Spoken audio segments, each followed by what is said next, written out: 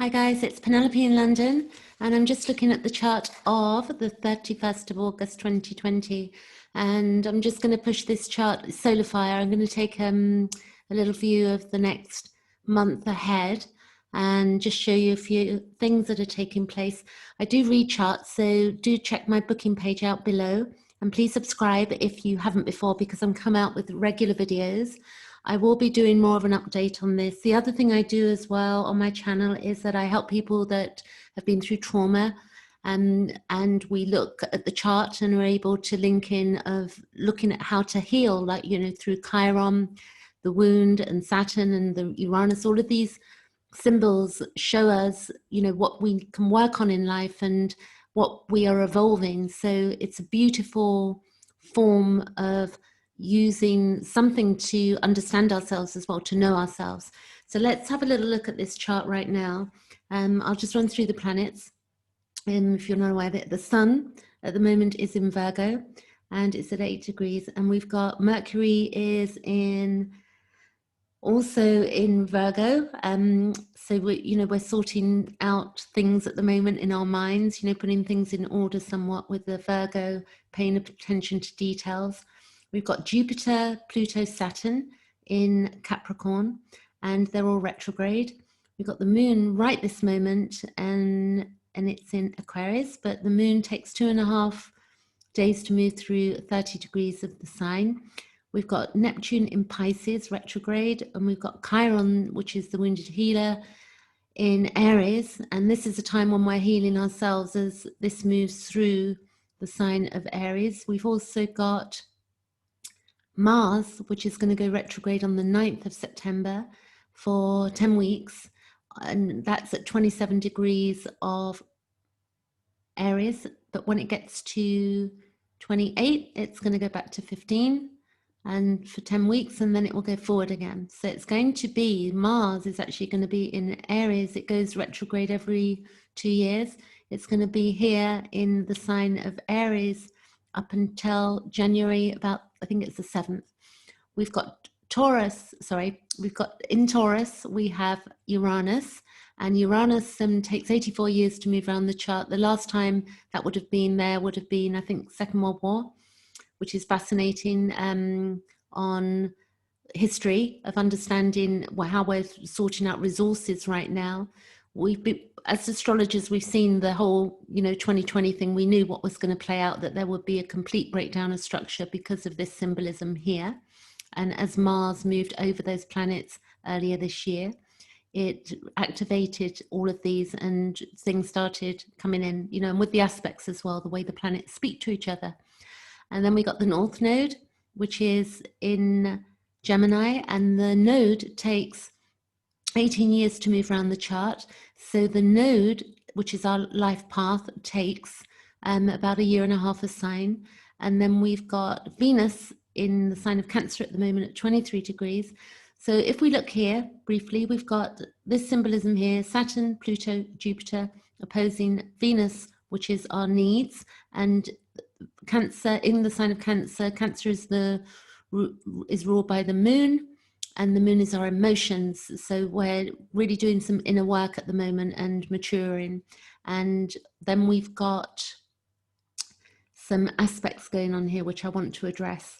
So you can see that we've got Venus at the moment is square to Mars, and then we've done this aspect, we've got an opposition to Venus, and then we've got Mars opposing Saturn, Mars squaring Saturn, which is our structure and rules and regulations, and also karma.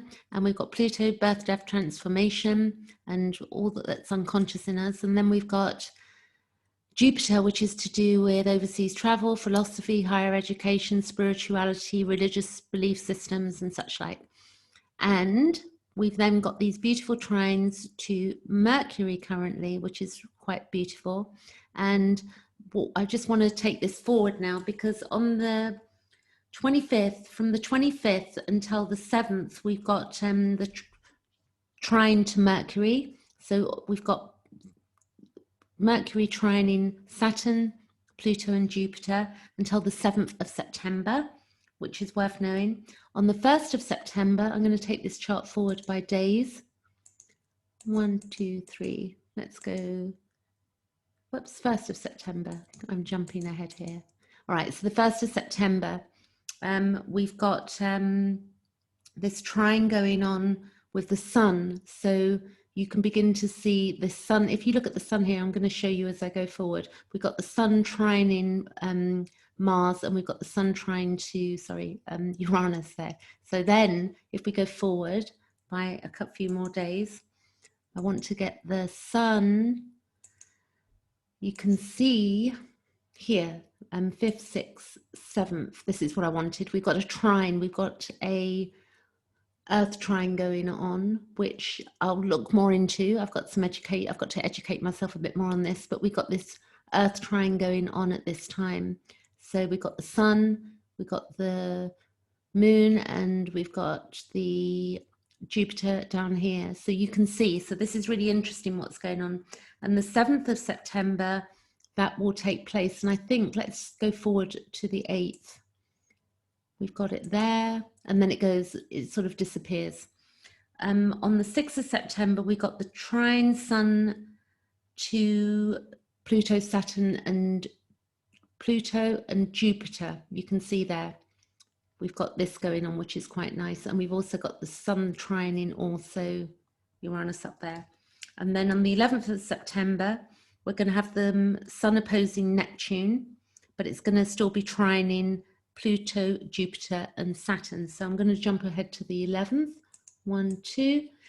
So you can see now the Sun is trining, and we've also got the opposition to Neptune at that time. So Neptune, you know, there's going to be a bit of a struggle going on there with our will and with our, you know, beyond this realm. It's like there's, you know, the bigger picture really that's not seen. So it'll be interesting to see how this plays out.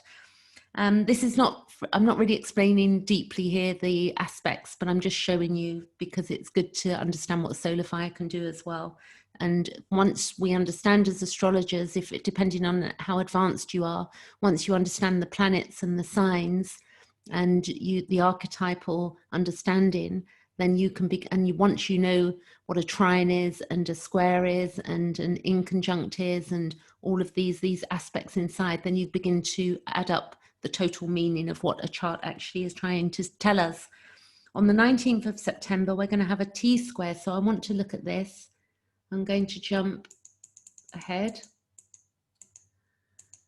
So on the 19th of September, what we're going to have, which will be interesting as well, we're going to have the Mercury, and it's going to be in opposition to Mars. And then we're going to have the square to Saturn and Pluto, and we're going to have Mercury is going to be squaring Jupiter, Saturn, and Pluto. So this, from what we can understand, what a T-square is, it's when three planets, you know, basically when you've got square to each other, and then you've got one opposition as well, as you can see here. See the configuration, Mars, and then to this situation going on over here. But we still got, you know, some trines going on, so it's not all doom and gloom, okay? We still got that Sun trining our planets over here. So with a T-square, when that occurs, things can be tense. Squares are 90-degree angles from each other, and it can be a battle of our wills. So it's basically the tension, the whole point of the tension is so that we overcome something. Liken it to going to the gym. You lift a weight, you keep lifting that weight, there's going to be tension there, but eventually you're going to get a result. So we're attempting to negotiate or understand something, you know, bring peace to a situation. So when the T-square is, you know, intensifies, then we're sort of put in a position where we're going to have to make a decision about something. We have to get into action as well. We've got to stop ignoring something. It's sort of pushing us to move forward. And this, you know, it can be unpleasant scenarios, but again, unpleasant scenarios can turn out into good things as well. You know, things move. The planets keep moving, we keep moving. So we've got to make sure that we're not avoiding anything and pay attention to what needs to be paid attention to. And This is the collective chart, by the way. So a T-square energy can force, you know, and be a bit ruthless, you know. So let's see what's ahead of us. And then what we have is on the 19th of September, I'm here, sorry, I've got the 19th. I'm going to go to the 7th of October. So we got this T-square. I just want to see how long this goes on. So T-square is still there, here. And it's still apparent here. You can see it. This is the 23rd of September. And the 25th, 26th, 27th, and then it goes off. So 27th, it disappears, which is good, I could guess, for us. Let's say it probably is a good thing. And then we've got Venus will be in trine to Mars, and Mars will be retrograde at that point as well. It would be get back to 25 degrees. We've got an inconjunct from Venus to Pluto and Saturn as well. So, you know, that's something that can't be seen, something to do with our needs and something to do with our structure and something we need to transform. So let's see what's ahead of us. Anyway, I'll make some more videos in the coming up. We've got a full moon in Pisces on the 1st. I'll see if I can get a video out on that and keep it brief. I'll catch you later, and thanks for watching.